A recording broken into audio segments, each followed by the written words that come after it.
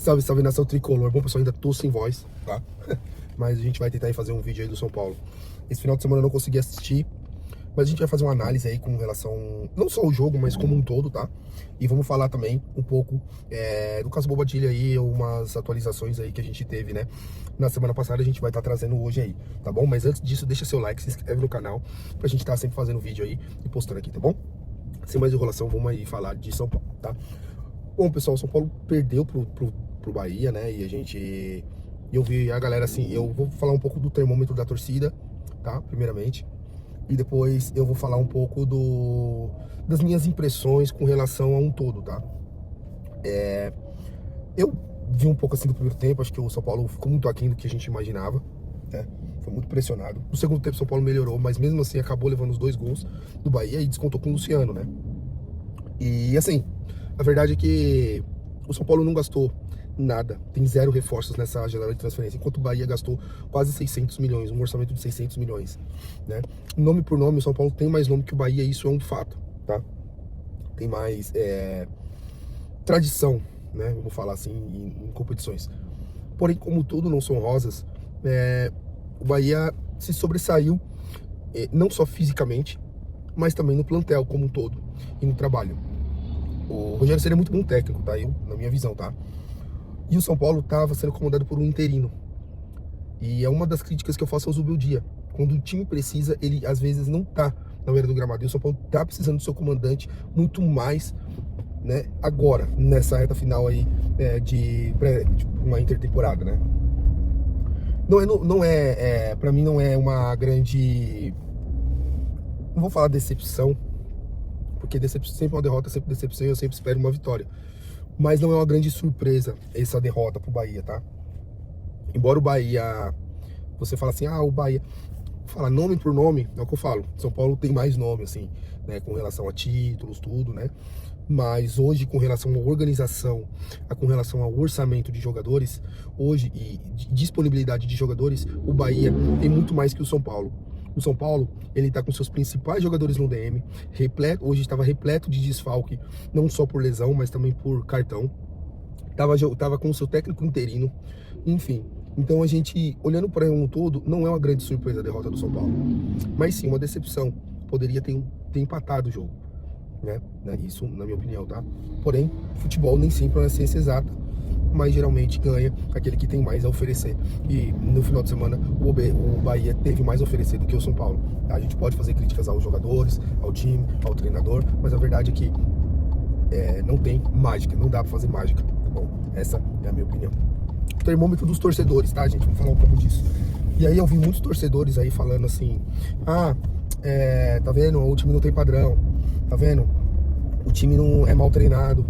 E eu vi muita gente falando isso, tá?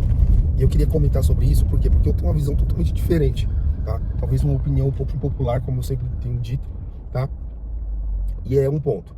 Como que o treinador vai dar cara a um time que há 3 rodadas atrás você tinha um time e hoje você tem um time totalmente diferente, tá? Então não tem como você conseguir dar um padrão. E eu acho que todo mundo lembra que o Dorival falava que para você ter um time coeso, um time que jogue do jeito que você quer, que você imagina, você precisa ter repetição. E qual que é a repetição que o Zubeldia tem? Mas o Paulista, não sei o que lá, gente, o Paulista ficou lá atrás. O Zubeldia tentou diversas coisas e aí algumas coisas não deram certo, outros deram certo durante o período, depois não deram mais certo. Então assim, o Paulista, na minha opinião, é para testar formações e testar coisas. E eu acho que ele testou algumas coisas que não funcionaram, né? Enfim. O planejamento foi ruim? Não, acho que foi dos melhores, tá? Mas o fato é, hoje você não tem uma continuidade, você não tem jogadores à disposição para fazer diversas coisas, enfim. Essa é a situação do São Paulo hoje. O São Paulo financeiramente quebrado, o São Paulo financeiramente não tem para onde ir. Nessa janela de transferência, o São Paulo não vai trazer ninguém, a não ser que seja dos mesmos modelos que o Cedric, né? Então o São Paulo vai garimpar o mercado para isso. O São Paulo tá tentando fazer futebol sem dinheiro, tá? E é muito difícil isso ganhar. Igor, mas o Platense foi campeão, o Leicester já foi campeão, outros times aí sem muito investimento foi campeão. Sim, mas a gente não pode levar a exceção a ser regra. Até o Corinthians em 2016 ou foi 2017, que tinha um time limitadíssimo, ele acabou sendo campeão. Ele pegou uma sequência de vitórias e de invencibilidade aí no primeiro turno, que ele acabou sendo campeão. E tinha dinheiro? Não tinha dinheiro, mas tinha uma equipe coesa e aconteceu, entendeu? E aconteceu, né? Quem ia ser campeão aquele ano? O Palmeiras estava muito forte naquele ano. Mas foi campeão? Não foi. E acontece às vezes. O São Paulo tinha time para ser campeão da Copa do Brasil de 2023. Cara, o São Paulo não era melhor do que o Palmeiras, não era melhor do que o Flamengo. Era pau a pau com o Corinthians. Isso era um fato. E acabou com o São Paulo sendo campeão, cara, né? Mas é aquela história de Copa, dá para ser campeão com um time limitado, fazendo alguns bons jogos, entendeu? Sendo um pouco mais consistente. Mas esse time do São Paulo é muito difícil você ter essas duas coisas. Sabe por que você não tem consistência? Porque você não tem jogadores à disposição sempre, tá? Então, essa é a minha visão com relação ao jogo contra... Não o jogo, mas com relação a toda a torcida do São Paulo. E a gente tem que entender que não é o momento. Hoje, talvez, não seremos campeões, muito provavelmente. Nós não temos investimento e não temos jogadores à disposição. É torcer para que nessa parada agora, né, o São Paulo consiga recuperar vários jogadores e com o Vasco com uma força até melhor do que contra o Bahia. E nessa parada recuperar todo mundo. Se tiver todo mundo à disposição e mesmo assim não tiver um bom trabalho, resultados, aí sim eu acho que o técnico peca em bastante coisa, mas sem todos à disposição eu não vejo muita perspectiva, tá bom? Eu vejo mais perspectiva quando tiver todo mundo à disposição, tá bom? Bom, pessoal, passando isso, vamos falar um pouco do Bobadilha, tá? Uma informação que chegou na semana passada e eu deixei pra soltar agora, né? Que até porque eu não tive tempo pra fazer isso aí, tive um compromisso pessoal. Bom, o Bobadilha, ele era pra ter ido fazer o depoimento da sexta-feira passada, né? E acabou não fazendo. Por que que ele não fez? O próprio staff do atleta, os advogados do clube até, pediu para que esse depoimento fosse adiado para depois da data FIFA, né? Ou seja, agora a gente vai ter 12 dias aí de treinamento e quando voltar, o Bobadilha vai acabar depondo. Agora eu não lembro se é depois da data FIFA ou depois do jogo contra o Vasco, mas tá entre essas duas datas aí, porque uma é junto com a outra, né? Enfim, então a ideia é que seja depois da data FIFA que ele vá até a delegacia prestar o seu depoimento com relação à questão do jogador do Tadjeres, né? Então vamos aguardar aí um pouco, né?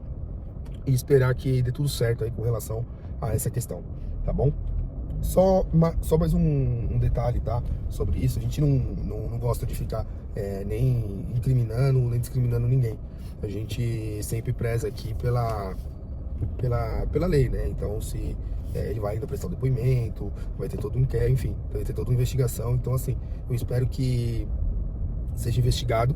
E se ele tiver que ser pela justiça, condenado, culpado, não sei. Espero que ele pague aí conforme o rigor da lei, né?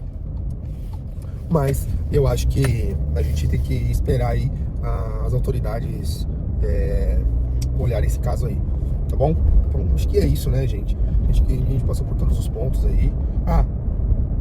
Um ponto aí importante a gente falar aí do Luciano, tá? O Luciano fez, se eu não me engano, o seu 23º ou 24º, 93º ou 94º gol, né? Se tornando o maior artilheiro aí dessa última década, tá?